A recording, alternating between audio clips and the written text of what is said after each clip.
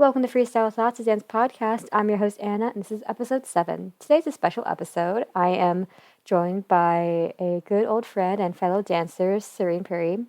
And today we are just having a conversation about cultural dance, Kathak specifically. And by conversation, I mean that I was enlightened. I was educated. And it was a great opportunity for me to learn about something new. Serene, recording with you was wonderful, and I hope you enjoyed the episode.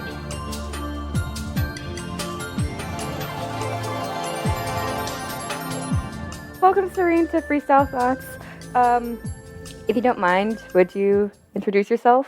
Hi, Anna. So I'm Serene. I am a friend of Anna's, and we've been friends for a very long time, since middle school. And she and I really bonded over dance because I am a classical Indian dancer. I have been training in a style called Kathak since I was 5 years old. And I could talk for hours about Kathak, and I guess that's the point of this podcast. I love it so much. And beyond that, I am also in medical school, and that's kind of my entire life because as a medical student, you don't really have time for much else. I think people think that I'm crazy for making time for dance at all, but I can't not. I love it too much. So that's me. That's my life is school and dance, and that's kind of it. Hey, I mean, mental health is also important. Mental and We physical make time health. for that. You know, Actually, you know what? Dance is the mental and physical health component of my entire life right now, if I'm being completely honest. It keeps me, those couple of hours every week where I have rehearsal and it pulls me away from my computer and my Anki cards and the library and my studying. It really keeps me sane and grounded. So, that is the mental and physical health component. same. Honestly, same. Like whenever I've taken like breaks from dance, my mental health just goes like down the toilet Mm, immediately. it really does. Like, I was talking to a friend the other day who's also in grad school. Actually, you know, Oh, of course and she's in grad school. she'll be there very soon. And we were talking about how, um, like, it's important when you're a student and you're working on something that can sometimes feel very demoralizing and make you feel really stupid to like have something that you can progress in and you can see your progress. For a lot of people, that's going to the gym or picking up a new hobby or something like that. And for me, working on dance training this like past couple of months and watching myself get better and better, even after like having 18, 19 years of training under my belt, like watching myself get better has been the thing that again keeps me grounded, keeps me healthy, keeps me sane. So it's real. it's super important to have something like that. So real. Not just like even like in the like school perspective. Like I'm trying to go into the tech industry, right? And just like it's so bad right Yeah. now. So like I don't have a job. So for me, dance has been like the one thing to kind of like keep me going. Like it gives me Yeah, it also like like it's the way I keep track of time. Also, it's like if I have to be somewhere, because all the days kind of just blend together when you have such like a monotonous like schedule. Otherwise, absolutely. When there's nothing going on and there's nothing else to focus on, it's really easy to just like fall into that pit of like, what do I do next? And and having everything's something awful. to and everything's awful, but like having something to focus on, something to do, something to put your energy towards, get better in. I completely hear you. Yeah. Okay, so you kind of answered my next question, but when did you like? Okay, like so there's like a difference between when did you start dancing and when did you like start dancing, right? Like there's like because like for you and me and for a lot of people, it's like we're put into this activity that we have no free will. We have no free will. Our moms drive No, us yeah, and I'm drop five us years old. off. We don't have Exactly. thoughts. But when did you like start? Like when did it get to the point for you that you're like, oh yes, this is something that I will continue to do like with my free will? And it's actually that's the perfect way to ask that question, because you're right. I started when I was 5 years old, but it was literally just my mom taking me and my little sister and dropping us off at our teacher's house, and she had her studio in the garage of her house, and that was what we did on Thursdays, and I didn't have a choice in that. Your mom's like, see you in an Um, hour. so I literally exactly should sit outside and be like, "You have fun in there." But I've had a super interesting journey with Kathak. So, like I said, I started when I was 5, and then that was when I lived in California. And then when I was 11, I moved. My family picked up and moved to Arizona for my dad's job. And I had an entire life in California. My best friends, my extended family, everyone's out there. And I was so angry at my parents for picking me up and moving me to Arizona. So my little 11-year-old rebellion was, Mom, I know you like that I do Kathak, so I'm going to quit. And I just like crossed my arms and stomped my foot and I quit Kathak. And it was the biggest deal. But during that year and a half or whatever, um, until I was maybe 12 or 13 years old, I was always thinking about it. It really is like my mom nowadays will say that Kathak is ingrained in my soul because I'm constantly like practicing footwork under the table and stuff like that. So that's what I was doing that entire year or 2 years that I had off. And then I was maybe 13, 14 when I went to my mom and I was like, actually, I want to find a Kathak teacher out here in Arizona. So I found a teacher. A couple years later, she merged with a studio in Chandler. And uh, ever since then, I've been with my teacher out in Chandler, Arizona, Kendra Performing Arts, shameless plug. But I have been with her, with Radhika Ji, since I was 16, I think. And I'm now 24. So it was really in middle school and then later in high school that I was like, I was making the 45-minute drive by myself every single Sunday without fail to go to Kathak. And then when I started college at ASU, I didn't have a car my first year, so I took another year off. And again, during that whole year, it was all I could think about. I was on the ASU Bollywood dance team. But Bollywood dance is modern dance. It's Mm, very different from classical mm. dance. And I wanted to get back to my classical roots. So, sophomore year of college, I went back and I haven't stopped since. Ooh, okay, so this That's actually, my very long-winded story, but it was a little bit older that I had the free will to be like, I want to keep doing this. actually no, a lot of people I've talked to when they were like, like when they have like similar backgrounds to the two of us. Like I talked to somebody who, just like Wednesday, like we both like trained Chinese dance together, and she didn't like she recognizes the point. She answered that question by saying like it was university for her. Really? Yeah. Yeah. No, because it really was a conscious decision in during my sophomore year that I was like, I want to have my car on campus, not just for, all the reasons a college student wants a car, but also because I wanted to be able to drive every single Sunday and go out to my dance class because I missed it. I missed my community, I missed my teacher, I missed my people, I missed dancing. And Mm-hmm. like having that structure that especially classical dance has that structure that you have to follow Yeah. and it's not kind of just like willy-nilly dancing, which nothing wrong with that, but It's just different. I find the classical stuff more fun. It's different. It is different. Your mom's like, yeah, you quit. You quit. Exactly. I know. It's like, sure, uh-huh. Mm-hmm. Mm-hmm. As we both take sips of our coffee. Yeah. Whatever. We're both waking up. That's all right. This is waking me up. I'm happy to be here. I'm so happy that you said that because I was like very much looking forward. I mean, I look forward to recording with all of like my guests because otherwise it's just me in my room in the dark of night talking to myself. Um,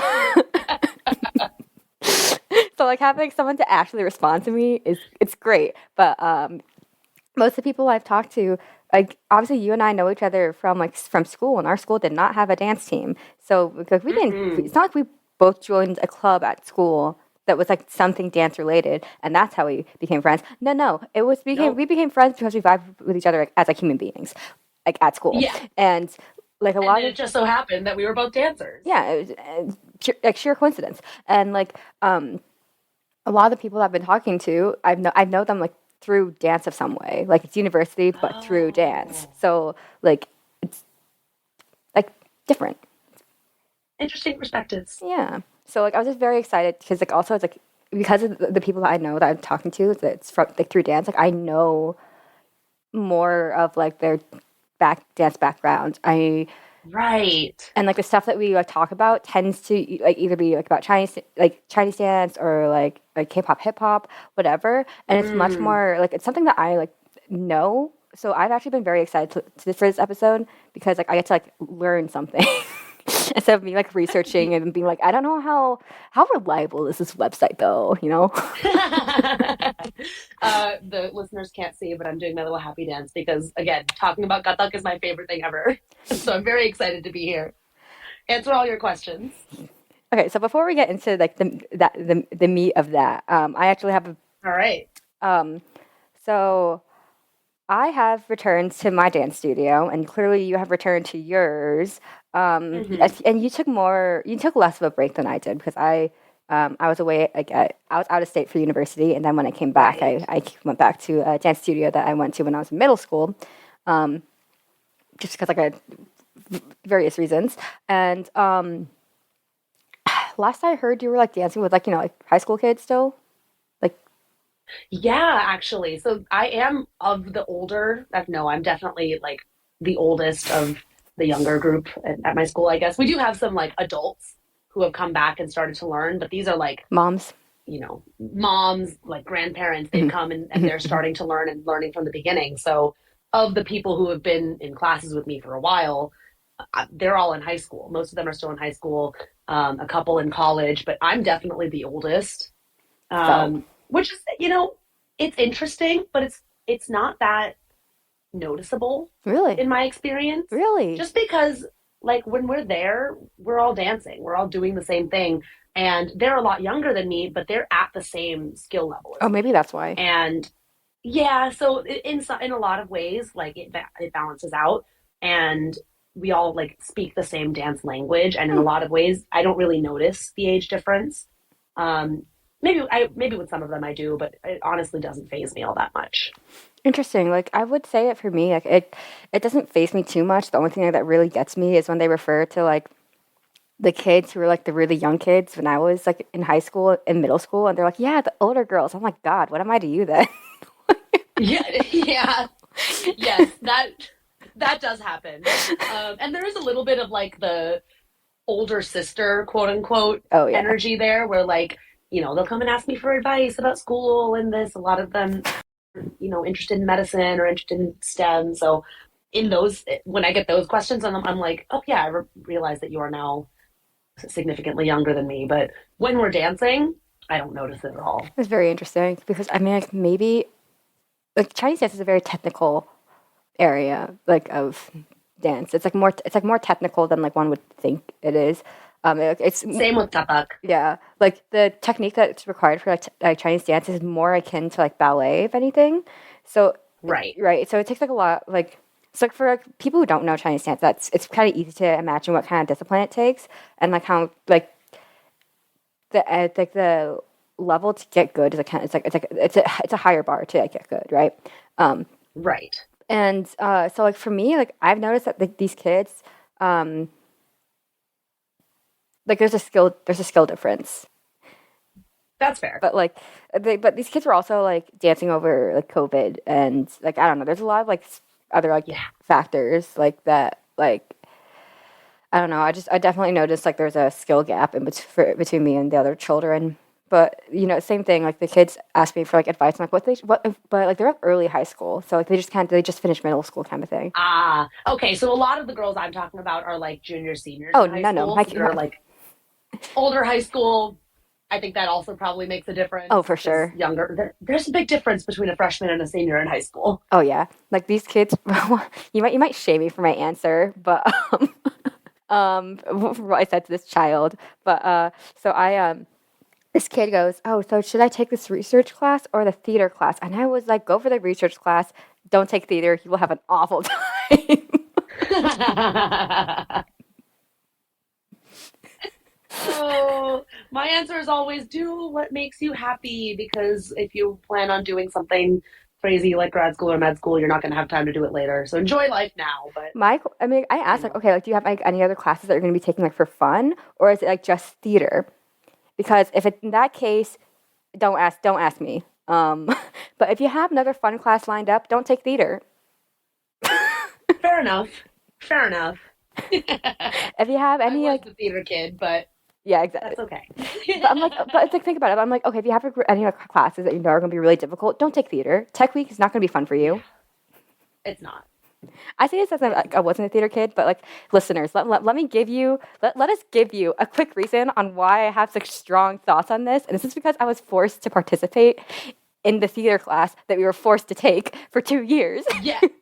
Yeah, that was an interesting class, and it was very different vibes from the people in theater who actually wanted to be there, doing it with people who were forced to be in that class in Oh high yeah, school. like even like with just the people like the people that make up your class. Like I had my experience like so, like the first time we did it in like junior year, very different from senior year. I had a miserable time senior year. I like my Uh, mom would be like, "Oh, we have an appointment. When's the best time for me to take you out during Latin, I guess?" And I'm like, "No, no, I enjoy Latin class. Take me out during theater class." hmm that makes sense. Yeah, gosh, I forgot about those I wish I required could theater forget. classes. No, it's also just like Oh, a brief aside while we're still on this topic. So our school had like like midway through the year. It was like I always had it midway through the year. It would be like these like the parent teacher conferences. But once you got to junior or senior year, you're leading the parent teacher conference. So it's not you had really, to lead your own parent teacher conference. It was so and it weird. was weird because like your parents are just kind of there in the background. They're existing. So it's really just a They're conversation. just kind of vibing and watching you. I was like, why? This is a parent teacher conference. Why am I here? I Why am I didn't involved in this? honestly, I didn't mind it because I could speak very candidly with my teachers about my progress about stuff. That being said, I remember it was always like, oh, you need to come up with like one thing that you did well, one thing that you did poorly, one thing you want to like improve for the following semester or whatever. But like when it came to Latin and Greek, I was already like I was working ahead of the Like, group, and I was like, I don't know what to yeah, say. I don't know what to say to I you. don't And know she what was to like, say. yeah, pass. Like, But like for she's like, you're theater, fine. You're doing great. But for theater, it was only like a class that we took for half of the year. So the following semester, we would be taking a different arts class. Um, I guess like that'd be like studio art in like junior and senior year. But like, Yeah. so you get through the classes that you are going to be continuing to take through the rest of the year. You get to the theater teacher, and you're like, I didn't do super hot, but there's nothing I could do to change that or improve because I'm done with your class now. Because I'm done with your class now. Like, why were they even there? What was the point? Oh, yeah, that did not need to be there. I guess there's no improvements to be made. You're right. Or especially senior year, it's like you finish drama class, and then they're like, "What do you want to improve?" And I'm like, "I'm never taking drama again, my friend." Like, No, there's nothing to improve because this is never happening again. That's how I felt about studio art. I was like, I'm never drawing ever again. I'm not talented at this. after that brief aside, where we got very sidetracked by some Very, very is high school tangent. stuff. Okay, you know what? Let's get into the one of the reasons why we're here. Um, so as a kind of like a segue into this, because instead of just being like, boom, like so listeners will know that I've placed this episode right after. So it's for you, I guess. I'm placing your episode right after my deep dive into Chinese dance history, because I think it's Ooh, appropriate. It's like okay. adjacent. It's like adjacent because you and I both, when we were talking about this episode, and I asked you like, hey, is there anything you want to like either explicitly avoid or talk about? And you talk about like, oh, we want to talk about like Kathak like theory and history and all that fun stuff. And I was like, you know what? I feel that. So let's do that. Let's talk about it. Let's do it. About the history? Anything. Just enlighten me. All right, let's go. So, Kathak is a very ancient style of dance, thousands of years old. And I used to know this history really well, but now I'm just going to kind of give a overview. So it was originally done in temples, and it started off as a religious dance. And Kathak, there's a Sanskrit word katha, which means a story or storytelling. So Kathak is a dance of storytelling. And you can see that in pretty much every element. There are certain hand gestures that represent certain religious figures. So, for example, it's hard because of the audio medium, but Oh putting no, your I hands feel to the that. side like this will look is supposed to mimic this a flute. And Krishna, who is one of the Hindu gods, is known for carrying around his flute. And so you'll often see someone playing Krishna dancing like this, or putting a hand on top of their head to mimic a feather, a peacock feather, because Krishna again will wear a peacock feather. and all these different elements of stories that you're mimicking out with your body, whether it's with your feet, your hand gestures. The mudras are the very specific like hand gestures with different finger positions that represent different things. So you have like a snake and a flower and a bumblebee and all these different things that you can represent with your hands. Um, so after it was done in temples, there was the whole history of the Mughals in India. And the Mughals turned Kathak into kind of like a showcasey type of dance. So you would have dancers who would come into the theaters and perform for people. And it was done like that for many years. And now Kathak kind of has the same reputation as, say, ballet, where you have schools and you learn the techniques, you learn the theory, and you present it on stage. Um, so that's a lot of how Kathak came to be. But the two main elements of Kathak are technique and storytelling. So you have the one side of Kathak where it's very technical. I have learned a lot about Hindustani music theory, um, and how to. It's kind of like learning to read music, but in a completely different style of music. Understanding how the beats work, how the divisions of the beats work, how to count um, in these they're called tals is the rhythmic cycles.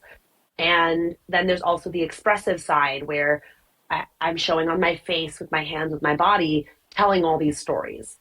That is a very general broad overview, but we can go into specifics about any of what I just said. Okay, so you mentioned like okay, well, I guess a brief aside before I get into my question. Like so the knowledge I have of Chinese dance is mostly like kind of through passive intake. I feel, um, like Right. like like we do like some part of traditional dance is like ethnic minority dances, and obviously that's going to be more rooted in like that kind of like local traditions and customs. But like you learn Right. about that like more like I would say passive intake, right? Like there's this one like walk that's supposed to like represent like in the okay I just finished talking about this but like last episode but like the dai there's like this dai walk dai style and it's supposed to like meant like walking like through the water so like kind of like you're kind of like wading through like a small like streamer or whatever and like but like you're not like but like when we're taught it it's not there's like not necessarily like that story element so that's why it's a lot of it's like passive intake so I Mm. think it's very interesting that it sounds like there's more of like a I know to some extent there's it's a lot more like, explicit like active learning for what you're talking about like the non-dance part of stuff like I know like you showed me like a when like on your phone like the notes of like how you were keeping count of like Yeah, whatever. like notation is actually a huge part of what I spend my time learning. And I have my notebook. It just happens to be sitting on my desk right here, but like I have all sorts of pages in my notebook of keeping track of beats and pieces that I've learned and all these things. Um, I was going somewhere with that. I just completely lost my train of thought. It's okay. Oh, you were talking about active learning. There we go. That coffee's kicking in. But yeah, that is something that we actually sit down and especially when I was little, we used to have entire days that was just dedicated to like learning the history. My teacher would explain to me the history. It's so cool. Um, and for me actually, I'm Indian, but I was born in the US. My mom was born in the US. My dad moved when he was 8 years old. I'm definitely like a little bit further away, like in the sense of like being basically second generation, right? Further away from the culture. I don't really speak Hindi. And Kathak is one of the main ways that I feel like I connect with my culture. So real. Um, yeah, right. Because my family is not very religious, so the way that I know all of these religious stories is not because I grew up hearing them because these are the stories that my family practices or believes or whatever. I know them because I go to Kathak and I learn them and I perform them and I dance with them. So it's a unique relationship that I have with these characters in these stories, and that like I'm not just learning the story like what happened. I'm not just learning that Radha and Krishna were a couple and they loved each other and they were devoted to each other, blah blah blah. But I'm acting out like Krishna being a mischievous little boy and like playing with Radha and throwing rocks at her to mess with her, and Radha being shy, and you depict being shy by pulling her veil over her face and peeking out, and all these little intricacies to understand like what these characters are feeling, more than just this is what happened in the story ABCD, which I find interesting. I think it's a unique relationship that I have with a lot of these stories. In Chinese dance, like I would say that like there are like storytelling elements, right? But it's not like a main like staple. Like there are some dances that are Mm-hmm. explicitly reference like one of like the four like main myths. I would say mostly it's more common for like green snake, white snake. Kind of like there are a lot of dances that are like kind of like that, Mm-hmm. and that's basically the story for that one is super simple. It's just like a white snake turns into a woman one day, saves a green snake, and then hijinks ensue subsequently when they're both turned into women. I love stories like this. I really do. But what I'm just realizing is that when you were talking about storytelling, I was like, oh yeah, I find some. I was like, oh yeah, Chinese dance has some of those. And then I thought about this one group dance that, like, when I was like before I was looking super closely into like these four stories.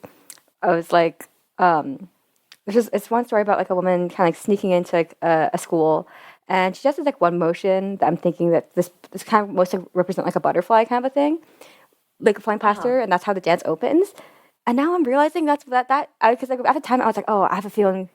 At the time when I was recording the episode, I was like, oh yeah, this probably references some sort of story, and but I can't, I don't know off the top of my head. I don't know, but if this one has a story, wouldn't be surprised. And now I can say that I'm pretty sure that story is like butterfly lovers, because that in that one, a woman sneaks into a school, falls in love with a dude. Dude is or like has like a friendship with this like man. Man comes to visit Mm-hmm. his friend who he thinks is also a fellow man. Turns out she's a woman. They fall in love. Oh no, she's engaged to another man. He dies. Like this man dies of sadness on the wedding day. The woman visits this man's grave, prays to the heaven to like for like his grave to open. The grave opens. She jumps into the grave and out pops two butterflies. Oh, oh my gosh. Wait, that's so sad. Okay, all if you look up It's like beautiful, but also so sad. if you look up like the four great myths of like there's like four like main stories. They're all about lovers being separated and or dying. I feel like it's a common theme. Yeah, I mean it is, It is pretty common. but they're all like that. I would expect like an immortal pill somewhere. I guess not. I guess they weren't creative enough to come up with those stories. I mean, they exist. There's not one of the big four for some reason. I don't know. Sorry, that was like a complete aside. I appreciate it. I love hearing these stories. Um, Yeah. No, but it's very interesting, like that that dance is the way I think it's very unique that dance is the way that I'm learning all these stories, because mhm, a lot of people grow up and their family's religious and they read the stories and they discuss them with their family or at the temple or whatever it might be, and I didn't really have that. yeah, So to learn about all these characters through this medium, it's a really interesting relationship I have with these stories. I love it. yeah. It makes I me think very it's really happy. It's cool. very special. And then there's also the non-storytelling side of Kathak, the technique side, which is equally as cool, honestly, because it has nothing to do with storytelling, and it's entirely about understanding music theory and understanding how to listen to the tabla, which is the drum that we are typically associated with. There was typically a Mhm. tabla player with the live Kathak dancer, and understanding how to have that relationship with the live musician. And there's a lot of math involved in terms of like composing a piece and making it fit in the right beats. So Mhm. it's not just dance. It really makes me use my brain a lot, which is another thing that I appreciate. I love modern dance. I will always do a Bollywood dance and I have fun with it, but it doesn't work the brain muscles in the way that Kathak really does for me. I feel that like in Chinese dance, there's like so K-pop, hip hop. You're dancing to like modern, very modern music that you can hear on the radio, right? Um, Right. But for like Chinese dance, like there isn't as much like you're not thinking about like the necessarily the relationship of like the music to the dancer or like the musician to the dancer in the same way. But like your Chinese dance like has the music in traditional dance like has like different lots like different like layers. So like if you're right, so if you're thinking about like producing like modern music, you think there's like the vocal layer, then there's like the drum layer, then there's all that stuff in between, right? Hmm. It's kind of it's like if you visualize that similarly for Chinese dance music, what you're paying attention to when you're dancing just like it's constantly changing. Like sometimes you're paying attention to the melody and this section goes with the melody. Sometimes it's just it's beats. Sometimes it's something like in between, Hmm. like within like the middle parts of the music. So it's like I don't know, definitely works your brain. Maybe it's just like a quirk of various classical dance. I think it is. Classical dance is always more technique heavy than anything else. And oh, I had something that I was going to bring up. Why is my brain not working today? Yeah, come on, after all that warm up. After all that warm up, I know. Maybe I need more coffee. Who knows? Um, but yeah, there's an element to Kathak that, oh my gosh, I'm completely having a brain fart right now. I can't help you Anyways, in this situation, unfortunately. that's okay. It'll come back to me.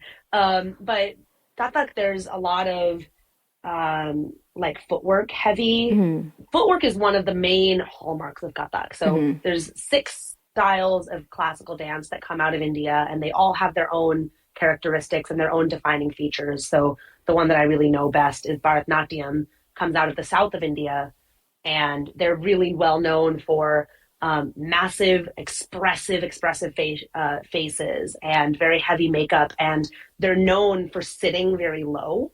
So, and there's a term for it that I'm going to mess up, so I'm not going to claim to know it.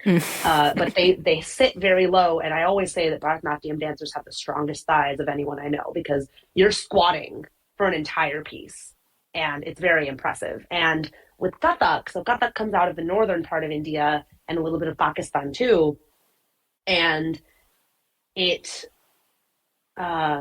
one of our hallmarks is rapid footwork. So when I get to class, my first thing that I do is 5 minutes of footwork at the speed of what I'm about to say, where each syllable I'm about to say is my foot hitting the ground.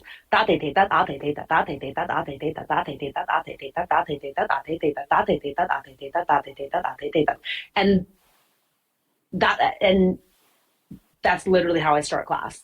And then the other hallmark of Kathak is rapid spins. So my warm ups for my private lessons are 30 spins in a row, where I'm doing like just once around da, da, da. It's very technique heavy, and it requires, and again, going back to that physical activity, mental health aspect, it forces me to understand how to move my muscles, how to move my body in a way that I would never have that level of control over my body when I'm doing Bollywood dance or when I'm doing some other modern form of dance.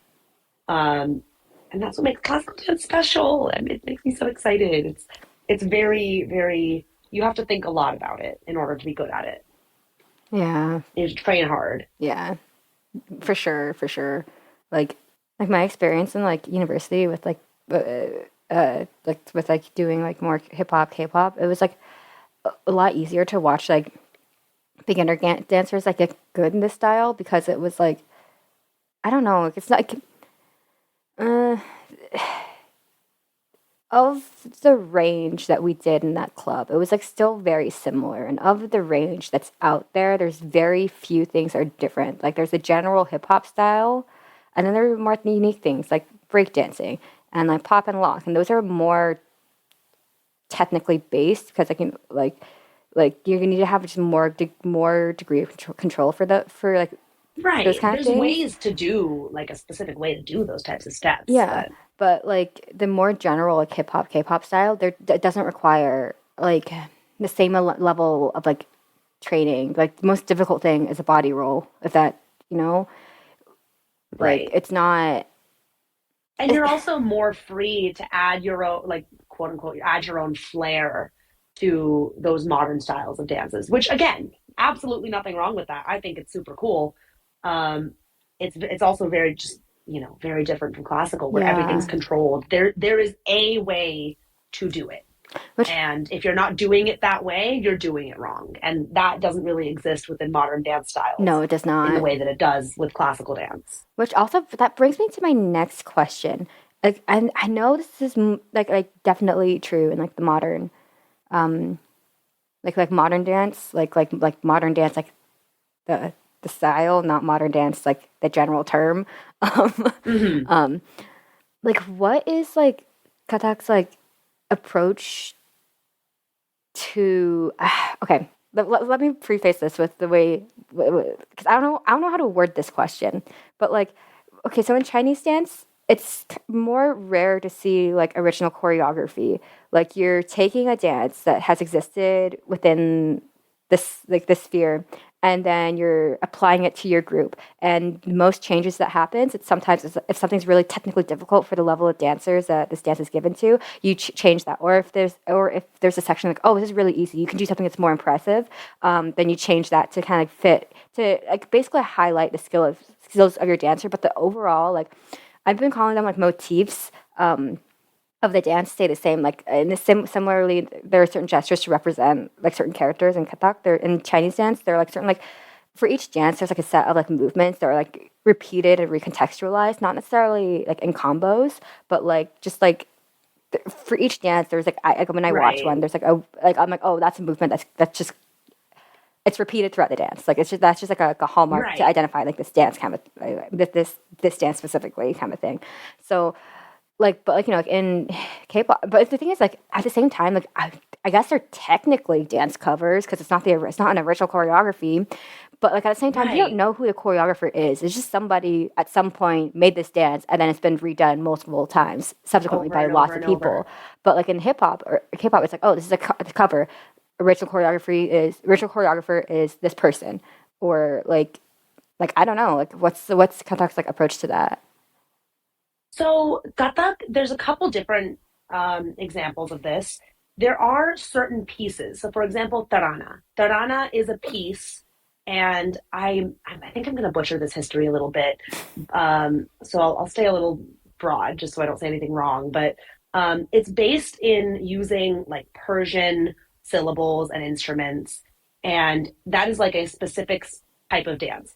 But there's lots of ways to do tarana. Like the choreography can be slightly different within the Kathak style, but we kind of have the same idea of things being passed down from generation, and that's actually I haven't even touched on this a little bit yet. I think this is what my brain fart was about earlier, but um, there are certain things that are passed down from teacher to student to teacher to student to teacher to student to teacher to student, and I think that that is just so beautiful that there is this like oral tradition. You learn about like epic stories in history class and how there's an oral tradition of passing these stories down, and I have that with dance. So, for example, I'll go into a little bit of explaining music theory. Um, the atal. Atal is the name of the rhythm that you are using.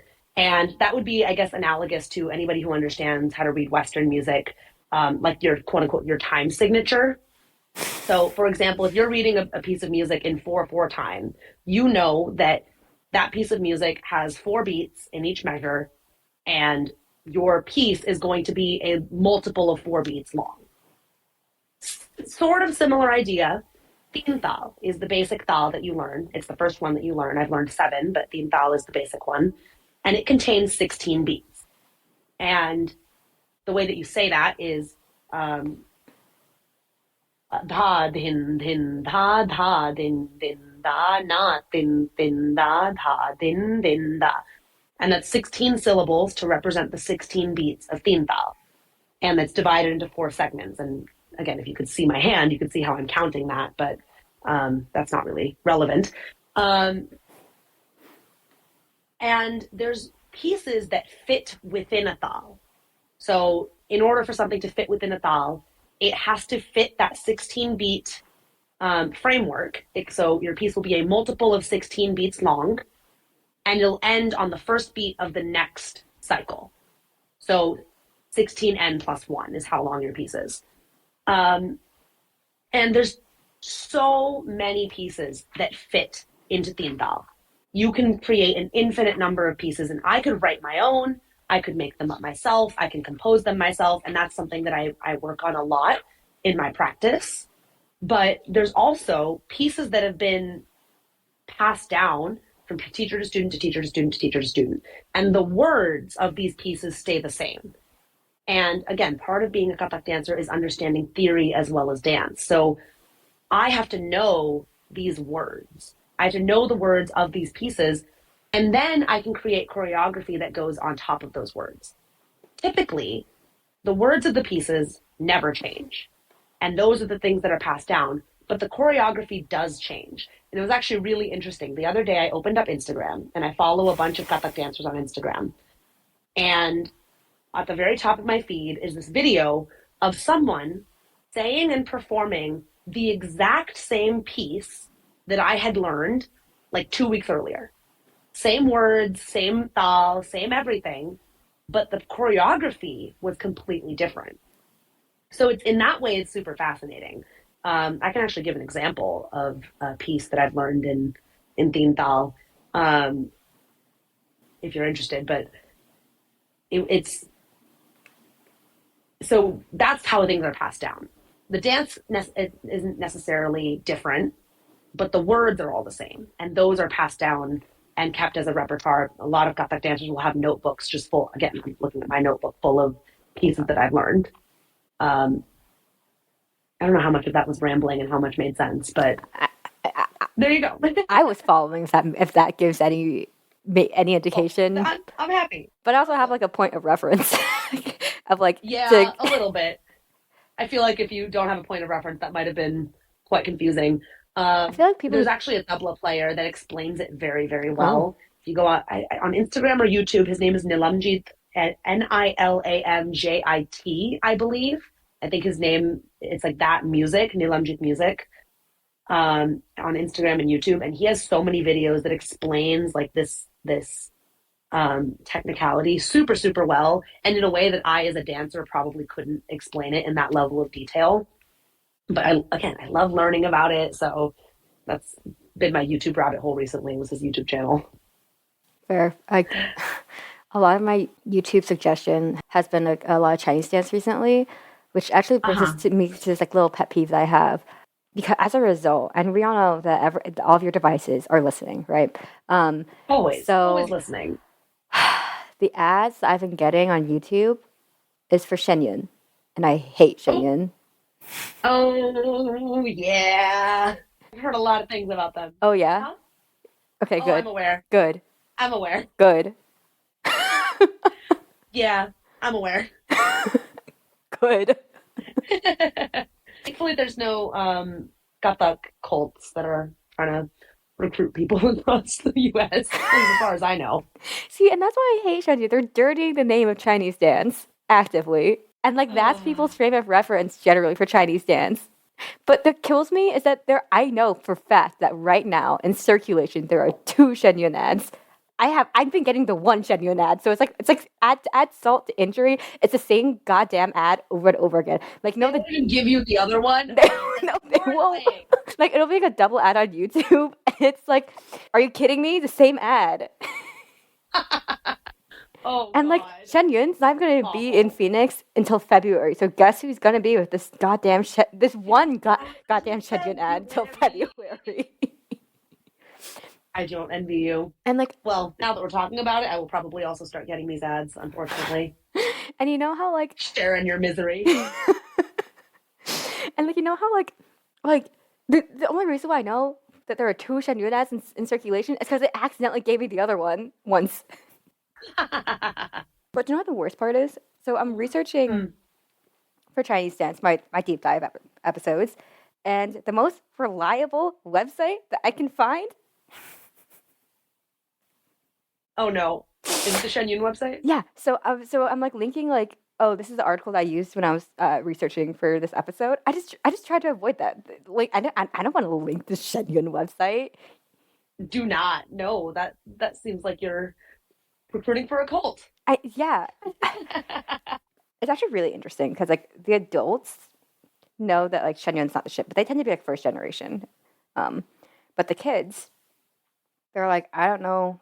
I just know Shenyun is probably not the shit. And I'm like, it's not just probably not the shit. It's actually not the shit. It's definitely not. It is definitely not. Like I was recording with like my friend and she goes, isn't like Shenyun like a cult or something? And I'm like, no, it's not like a cult or something. It is a cult, period. It is a cult. I'm glad that Kathak doesn't have like the Shenyun equivalent. I'm also glad uh, that there's no like Kathak cults going around. Or like, if there is I don't even know one, how that would work. They're not doing very well. they don't If got there is one, they're not doing very well. they don't got the funds.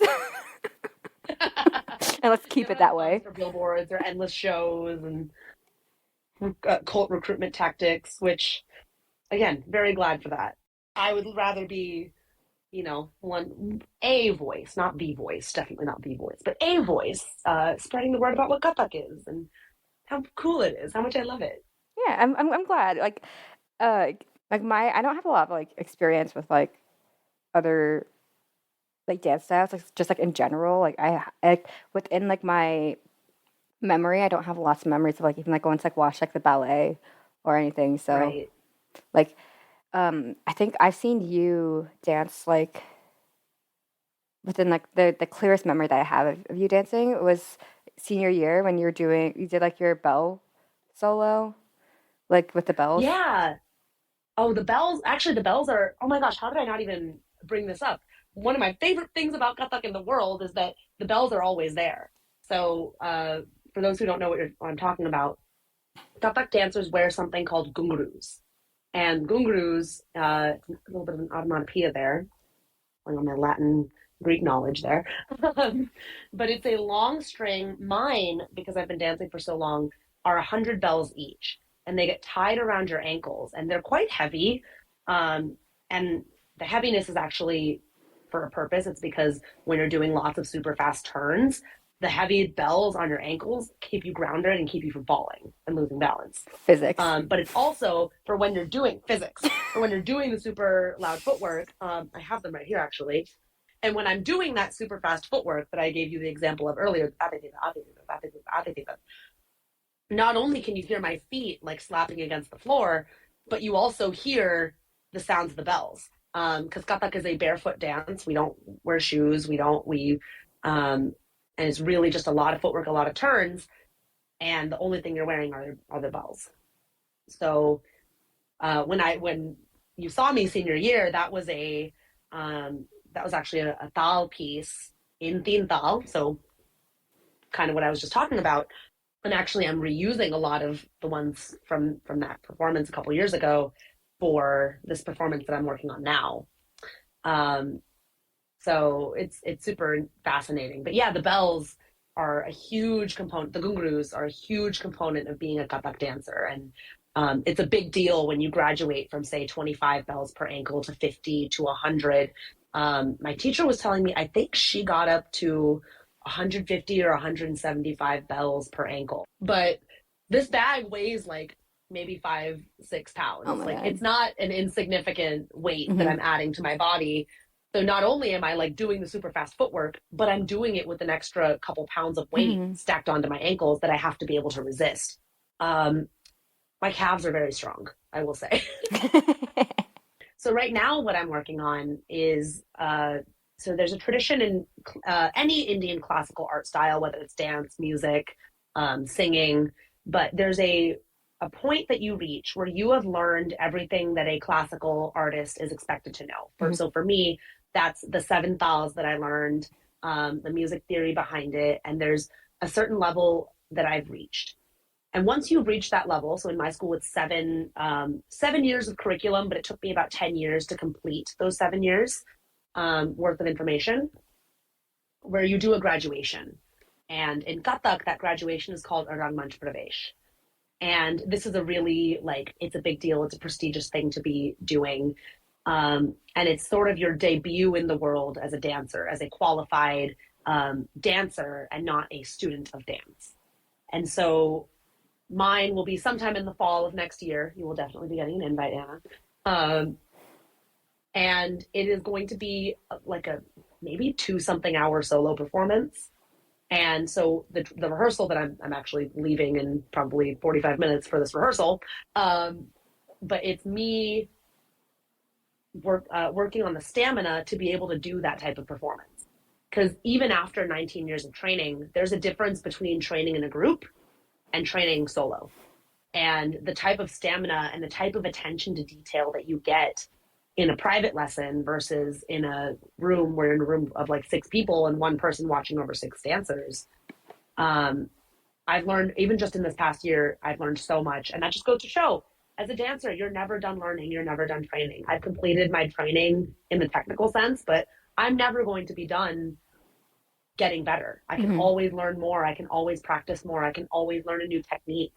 And that's what this rung munch process is certifying me to do, is that I have the solid classical foundation that I could continue to learn, continue to train, and um, continue to expand my Kathak knowledge.